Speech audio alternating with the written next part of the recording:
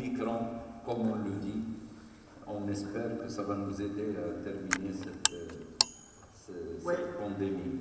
Donc, une pause café réduite à un quart d'heure. Puis Bonne continuation. Merci. Pour assurer la continuité, que ce soit la primo-vaccination ou bien pour les rappels, Inch'Allah. Donc, rapidement, sans trop tarder, je vais me focaliser sur trois aspects par rapport aux combinaisons hexavalentes. C'était déjà dit par le professeur Bouskalaoui, c'est tout l'intérêt de combiner les vaccins, les antigènes, et c'est pas nouveau. Je rappelle que Inforex Hexa, il a fêté déjà ses 20 ans. Ça veut dire que déjà une expertise et une expérience des pédiatres avec ce vaccin. Donc, trois parties. La première, quel est l'apport en matière de coqueluche. La deuxième, la persistance de l'immunogénicité à long terme par rapport aux antigènes de l'hépatite B. Et puis la troisième, une grande population, on a des chiffres de 10, 11, 12% des prématurés ici au Maroc et faible poids de naissance. Avant de partir à la conclusion. La première partie, qui est relative à la coqueluche, j'ai sélectionné deux publications, des données d'impact d'efficacité en vie réelle. Ce ne sont pas des données de phase 3, mais plutôt de phase 4. Comme vous savez, la coqueluche est une maladie qui est cyclique, qui est contagieuse, plus contagieuse que la grippe saisonnière ou bien même plus que la Covid. Ce n'est pas une maladie qui est pédiatrique, c'était une question de professeur Bouskalaoui auparavant. Est-ce que c'est une maladie pédiatrique? La réponse est non, bien sûr. La réponse est non. Et est-ce que c'est une maladie grave? Oui, c'est une maladie grave. J'ai pris quelques chiffres français. Toujours responsable des hospitalisations, responsable des décès, pas spécialement chez la population pédiatrique, mais aussi bien chez les adultes. L'impact de la vaccination en France, parce qu'ils ont déjà un schéma de 2+1, ils ont déjà l'hexavalent depuis pas mal de temps. Il y avait une réduction de plus de 99% de la morbidité qui est liée à la coqueluche. L'étude suédoise est super intéressante. Pourquoi? Parce que les Suédois, ils ont déjà commencé leur vaccin élargi, programme élargi de vaccination à 17 ans, sans coqueluche. Donc, ils n'ont pas commencé par un vaccin anti-coqueluche entier pour passer à la cellulaire. Ils sont passés directement à la cellulaire. Et une fois qu'ils ont introduit la vaccination élargie avec une bonne couverture vaccinale, on va le voir, il y avait une réduction de 92% des cas de coqueluche en Suède. En Suède, ce n'est pas spécifique seulement à l'hexavalent, mais on l'a déjà vu même avec la vaccination antipneumococcique. Il y a tous les vaccins antipneumococciques ou bien l'hexavalent qui sont disponibles, c'est aux pédiatres de prendre la décision. Et en Suède, le vaccin par excellence qui est utilisé à 80%, c'était Inforex Hexa à cette période. Donc, toujours avec un schéma de 2+1, c'était déjà dit pour les vaccins qui sont conjugués, il y a toujours un intérêt d'avoir un rappel. Au lieu de faire les 3 doses, il vaut mieux faire les 2+1. Donc, la méthodologie de l'étude, c'est une répétition de ce qu'on a vu au début. Auparavant, c'était la coqueluche, une maladie à déclaration qui est volontaire, et puis elle est devenue à déclaration obligatoire à leur CDC suédois. Et la vaccination était 2+1 sans antécédent de coqueluche entier auparavant. Donc, le schéma de vaccination en Suède, 3 mois, 5 et 12 mois. C'est un peu différent par rapport à nous, mais on peut déjà, ce qu'on a déjà entendu de l'intention d'introduire un vaccin hexavalent ici au Maroc dans le programme national d'immunisation, on peut profiter des expériences des autres pays européens, par exemple. Et c'est juste entre parenthèses pour dire que Inforex Hexa, c'est le seul vaccin hexavalent que dans son RCP, donc résumé des caractéristiques des produits, il est déjà noté que l'efficacité anticoquelucheuse atteint presque les 89%, et les données venues d'une étude qui est allemande, et là, le diagnostic a été purement clinique, donc ce n'est pas PCR ou bien biologique. On voit même une autre étude qui est publiée au NEJM, et qui a montré l'efficacité de l'Inforix Exa aux alentours de 84%. Donc c'est un vaccin qui est efficace contre la coqueluche, même avec un schéma de plus 1. Est-ce qu'en vaccinant, on ne va plus voir la coqueluche, au coqueluche les taux nourrissants qui ont moins de 3 mois? La réponse est non. La réponse est non. Et on a vu, que ce soit en Angleterre ou bien d'autres pays, qui vaccinent la femme enceinte. Et maintenant, c'est une nouvelle opportunité qui s'ouvre chez nous de vacciner la femme enceinte, 2e, 3e trimestre, pour protéger les nouveau-nés avant 2-3 mois. C'est toute la partie, la première partie, c'est toujours pour vous rappeler que Inforix Exa est efficace contre la coqueluche aux alentours de 89%. Et je passe à la persistance de l'efficacité contre l'hépatite B. J'ai pris toujours des données qui sont françaises. Plus de 3 millions de personnes qui sont infectées en France par le virus de l'hépatite B. Il y a quand même plus de 1500 décès par an qui sont attribuables à ce virus. Et puis finalement, il y a plus de 280 000 porteurs chroniques en France. On n'est pas toujours à ce niveau de précision ici au Maroc. C'est toujours, je le dis et je le répète, il y a toujours une opportunité de générer des données ici au Maroc, que ce soit pour la coqueluche, pour l'hépatite ou bien pour d'autres maladies évitables par la vaccination. Je vais partager avec vous le lien pour les personnes qui sont intéressées de faire des études épidémiologiques. Comme vous savez, plus on attrape ce virus à l'âge très précoce, plus on a malheureusement le risque de passer à la chronicité et toutes les complications, que ce soit le carcinome ou bien une hépatite chronique. J'ai choisi une seule étude faite au Taïwan qui parle de l'impact de l'Inforix Exa après son introduction, principalement contre l'hépatite B. Au Taïwan, il n'y avait pas de vaccination avant 1984, et puis en 1984, ils ont introduit le vaccin plasmatique monovalent, qui n'est pas à jour. En fait, seulement pour les bébés dont la maman est séropositive à l'antigène HBS, et puis ils l'ont étendu à tous les enfants en préscolaire, et puis tous les enfants à l'âge scolaire. C'était la phase de transition de 1985 jusqu'à 1992, et puis ils ont switché vers l'angélix B pendant des années, et comme vous voyez, il y avait une baisse. Il y a toujours un impact, que ce soit l'incidence des carcinomes hépatocellulaires, que ce soit la mortalité liée au carcinome hépatocellulaire, ou bien la mortalité liée à l'hépatite fulminante. Donc, c'est plus de détails. Ce qui était en grave, maintenant, c'est écrit ici que la transition des nourrissons d'une maman qui est séropositive, et puis l'âge préscolaire et l'âge scolaire. Quelles sont les données par rapport à la persistance? Parce que oui, on vaccine, on va protéger, mais est-ce que cette protection est durable dans le temps? C'était déjà une question. Est-ce qu'on a besoin de faire des rappels? L'hépatite B, non, c'est pas systématique, sauf pour des professions qui sont à risque. Il y a une autre étude qui a évalué les deux vaccins, que ce soit Inforix ou bien un autre vaccin hexavalent par rapport à l'efficacité, le taux de séroprotection, séroconvergence 1 mois après la dose de rappel. Il y a une petite différence dans quelques antigènes, mais la question est-ce qu'il y a une traduction clinique? Non. Pour qu'on soit scientifiquement honnête, oui, il y aura toujours une différence par rapport à la réactogénicité, à l'immunogénicité, mais sans traduction clinique, ça fait qu'il n'y a pas une différence entre les vaccins hexavalents, et c'est tout l'intérêt qu'il faut toujours les introduire dans un programme de vaccination élargie.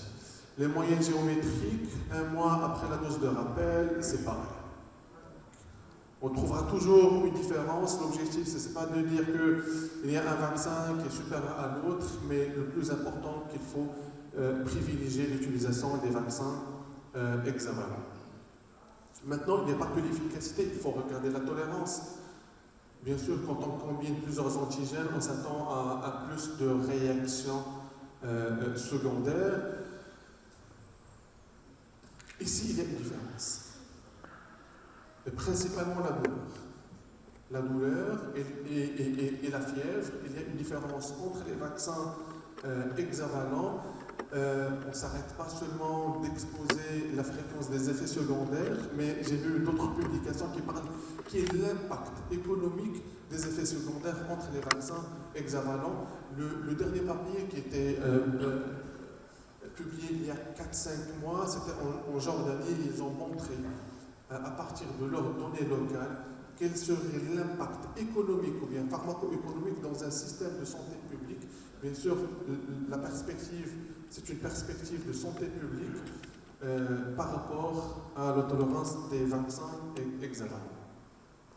Donc la méthodologie qui a évalué la réactogénicité des deux vaccins, c'était donc le premier groupe, le deuxième groupe. Il y avait un dosage des anticorps avant l'administration des vaccins hexavalents et puis un dosage des anticorps 1 mois après la deuxième dose et puis dosage des anticorps juste avant la dose de rappel et 1 mois après la dose de rappel. Donc ici, encore plus de détails par rapport à la méthodologie de cette étude. Et l'objectif, c'était d'évaluer la réactogénicité 30 minutes après la survenue d'un effet secondaire, ou bien jusqu'à 7 jours, que ce soit les effets secondaires qui sont courants, qui sont déjà notifiés dans les RCP des deux vaccins, ou bien même les effets secondaires graves, ou ce qu'on nomme de grade 3. Inforex Hexa, ça a été évalué avec un schéma de 2+1 en comparaison avec le pentavalent associé à l'Angérix P. Est-ce qu'il y a une différence par rapport à l'efficacité ou bien la réactogénicité? La réponse est non. Ça veut dire qu'on peut utiliser un pentavalent plus l'Angérix B comme on peut utiliser l'hexavalent. Inforex Hexa, il n'y a aucun impact sur la réactogénicité versus le virus de l'hépatite B.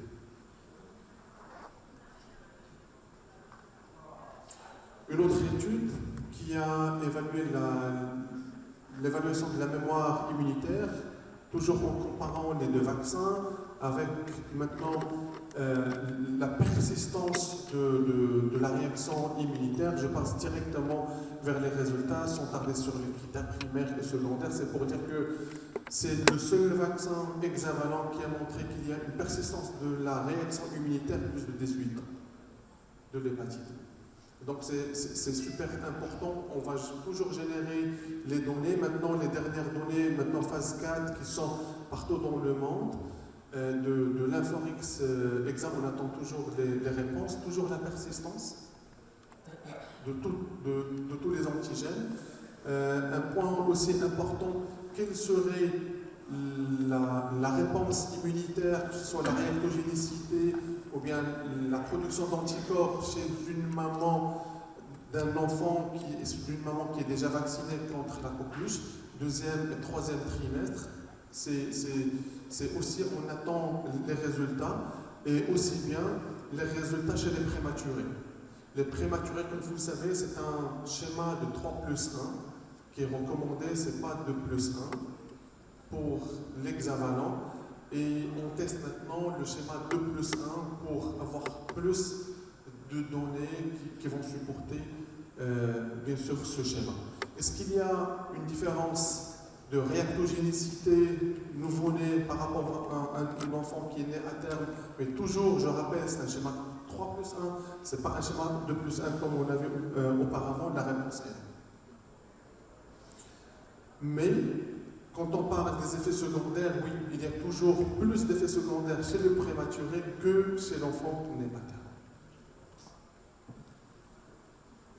C'est la même chose. Et s'il y a une étude, c'est la dernière étude en fait, que je veux partager avec vous, qui a évalué la persistance de l'immunité chez les enfants prématurés. Ça a été déjà confirmé aussi bien chez les enfants nés à terme que chez les enfants prématurés. Donc, un petit rappel sur le bon usage de l'Inforex EXA. Je vous rappelle que les contre-indications de l'Inforex EXA, c'est l'hypersensibilité à l'une des substances, l'hypersensibilité suite à l'administration d'un vaccin à diphtérie, tétanos, coqueluche auparavant, ou bien une encéphalopathie d'étiologie inconnue survenue dans les 7 jours avant une vaccination antérieure. L'infection bénigne n'est pas une contre-indication de vacciner par l'Inforex EXA. Il faut toujours faire attention des effets secondaires. Il faut juste informer les parents. Et dans le RCP d'Inforex EXA, il y a toujours une recommandation d'utiliser paracétamol beaucoup plus que l'ibuprofène si on veut prévenir la fièvre. On peut co-administrer l'Inforex EXA avec tous les autres vaccins pédiatriques, même ceux qui ne sont pas disponibles ici au Maroc. Je reviens pour dire que probablement qu'on doit générer plus de données épidémiologiques, d'efficacité de l'Inforex EXA, et je préfère que ces données, même on aura des données ici marocaines pour les immunodéprimés. On a pas mal de données qui confirment l'efficacité d'Inforex EXA chez les immunodéprimés, mais on peut encore générer des données chez ces enfants. Ce sont les effets secondaires les plus fréquents que vous connaissez déjà. Donc, conservation, on peut le conserver. Une fois qu'il est constitué, on peut le conserver entre 8 et 21 degrés, bien sûr. Donc, c'est ma dernière slide, bien sûr. On voulait encore vous rassurer que maintenant l'Inforex EXA va être disponible dans 2 semaines, Inch'Allah. Une bonne quantité qui peut couvrir, je sais pas, des mois et des mois. Je ne dirais pas un an, un peu plus d'1 an. C'est pour assurer et la primo-vaccination et bien sûr les rappels. C'est un vaccin que vous connaissez. On a dit qu'il a fait déjà 20 ans d'expérience à travers le monde. Il est efficace, bien toléré.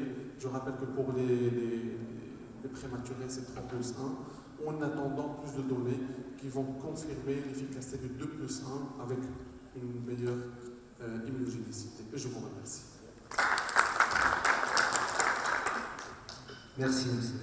pour cet excellent exposé. Et je demande aux organisateurs, parce qu'on a le temps, de poser quelques questions. Délino, on peut poser quelques questions? La parole est à la salle.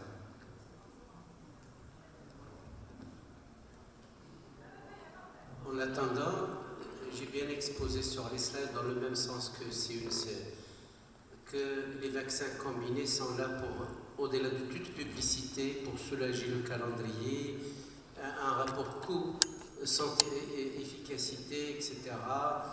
Donc, ils ont tous les atouts et je pense aussi qu'il y a de plus en plus des pénuries de vaccins sur le marché des vaccins au niveau des pharmacies.